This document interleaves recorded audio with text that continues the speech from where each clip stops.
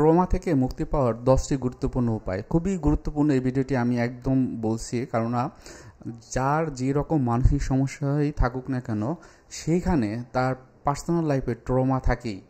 সুতরাং এই যে 10টি কৌশলের কথা বলবো, অবশ্যই এগুলো পালন করা গুরুত্বপূর্ণ আপনার যে কোনো ধরনের মানসিক সমস্যা হোক না কেন। কারণ ট্রমা আমার ভিতরেও আছে। আমার এই ট্রমাটা কি?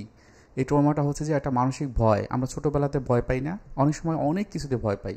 হয়তো বা টিকটিকি দেখেও ভয় পেয়েছে। এটাও কিন্তু অনেক ক্ষেত্রে আমাদের ছোটো একটা ট্রমা থাকে, আমার ব্রেনের ভিতরে একটা ব্লকেজ তৈরি করে থাকে।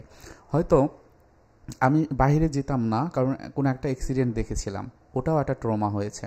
বা আমি যখন পড়াশোনা করি তখন আমি অনেক অতিরিক্ত মানসিক চাপে থাকতাম, আমার পড়তে ভালো লাগতো না, তারপরও পড়াতো, এটাও কিন্তু ট্রমা হয়ে থাকে। সুতরাং এই ট্রমা হচ্ছে যে মানসিক আঘাত। আমরা যখন বড় হতে থাকি আমার যে আবেগ থাকে, চিন্তা থাকে এবং আমি যে আচরণগুলো করি বা দৈনন্দিন জীবনে মানুষের সাথে মিশি, সেখানে প্রচুর প্রচুর হলো এফেক্ট করে। সুতরাং প্রপার ওয়েতে এটাকে ডিল করতে হবে, একটা সিস্টেমেটিক ওয়েতে। আমি যখন ভয় পাচ্ছি, আমি যখন অল্পতেই একটা কোনো কিছুতে ইমোশনাল হয়ে যাচ্ছি, তখন কিন্তু মনে রাখতে হবে যে এই যে ইমোশন হয়ে যাচ্ছে, আমার বয়স 40, 50, 60 যেটাই হোক না কেন, 30, 20 যেটাই হোক না কেন, আমার এই যে ট্রমা কিন্তু কোনো না কোনোভাবে আমাকে আঘাত করতে পারে। সেই জায়গাটাকে ক্লিয়ার হওয়া।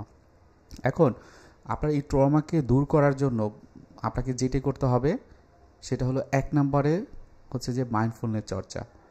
এই যে ট্রমাটা যাদের ভিতরে থাকে তাদের ভিতরে কিন্তু অ্যাংজাইটি থাকে, এই জন্য বলা হয় ক্রাইসিস মুভমেন্ট হয়। এরপর যখন ক্রাইসিস মুভমেন্টের যে ঘটনাগুলো খারাপ রাখছে সেটা যখন প্রপার ওয়েতে ডিল না হয় তখন এটা ট্রমা হয়। ট্রমাটা যদি ঠিকমতো ডিল না হয় পরবর্তীতে এটা পিটিএসডি হয়, অর্থাৎ post traumatic stress disorder. So এই ক্ষেত্রে দেখা যায় এটাকে বলা হয় অ্যাংজাইটি বেসড ডিসঅর্ডার, অর্থাৎ যার ভিতরে থাকে তার ভিতরে প্রচুর মানসিক চাপ বা অ্যাংজাইটি থাকে। এখান থেকে মুক্তি পেতে হলে যেটি করতে হবে সেটা হলো আমার অটোনমিক নার্ভ সিস্টেম যেটা আছে সেটাকে শান্ত রাখতে হবে।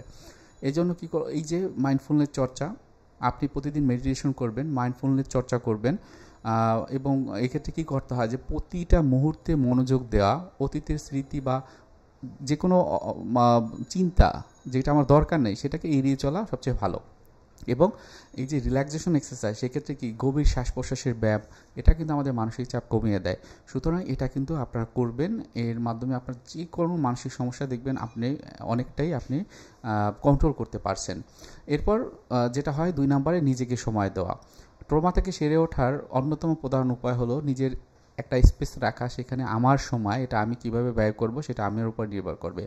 নিজের প্রতি সহানুভূতিশীল হওয়া এবং দ্রুত কোনো ফল আমি পাবো সেটা কখনোই আশা করা যাবে না। যাদের ভিতরে ট্রমা থাকে, একটা জিনিস বলি, তাদের কিন্তু বেশিরভাগ ক্ষেত্রেই দেখা যায় যে তারা ধৈর্য ধরতে পারে না, একজনের কথা শুনতে পারে না, কখন কথা বলবে সেই ধরনের একটা আর্জ থাকে। অনেক সময় তার ভিতরে মন কষ্ট থেকে রাগ হয়। আবার অনেক ক্ষেত্রে কিন্তু অন্যরা বিভিন্ন রকমের যে ড্রাগ নেওয়ার একটা প্রবণতা কিন্তু তাদের কাজ করে। সো এই ক্ষেত্রে আপনারা অবশ্যই খেয়াল রাখবেন এই ধরনের সমস্যা হয় কি না।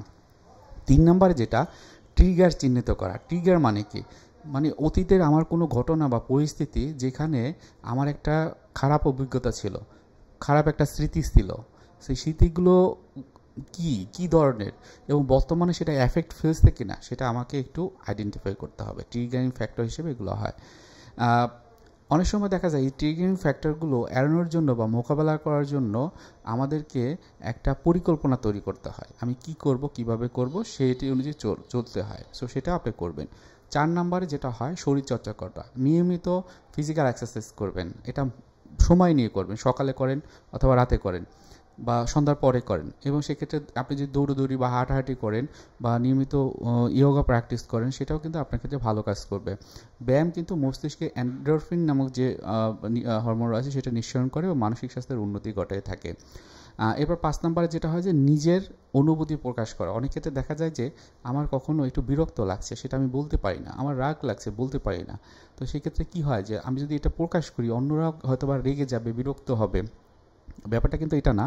আমি সহজভাবে আমার মনের কি চিন্তাটা হয়েছিল এবং যার জন্য আমার ভিতরে একটা বিরক্তি ভাব চলে আসে, সেটা কিন্তু আমার অপোজিট যে থাকবে তাকে আমি বলতেই পারি।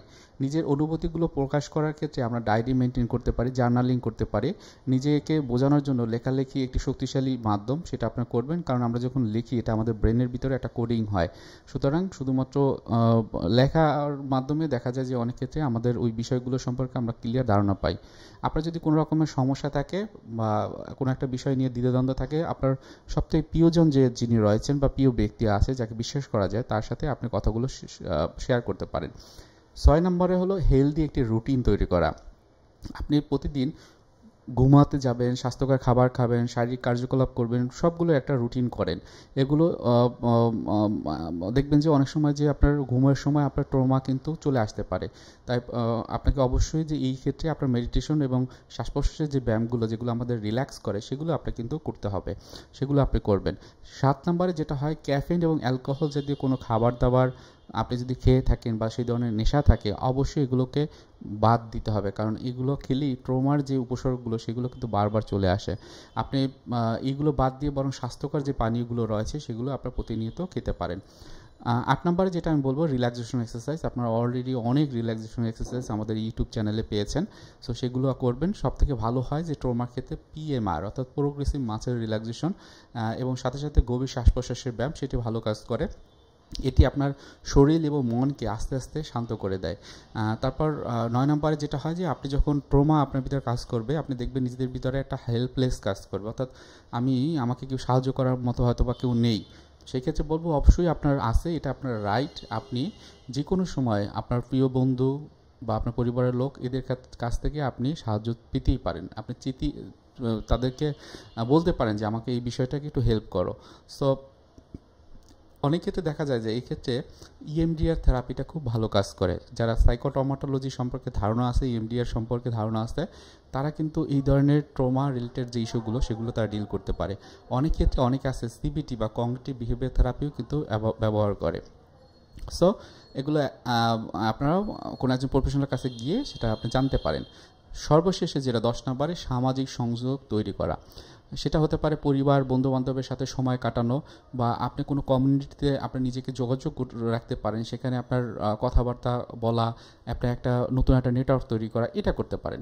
সর্বশেষে আরেকটা জিনিস বলবো, আপনার ট্রমা থাকলে কয়েকটা বিষয় করবেন না, 3টা বিষয়।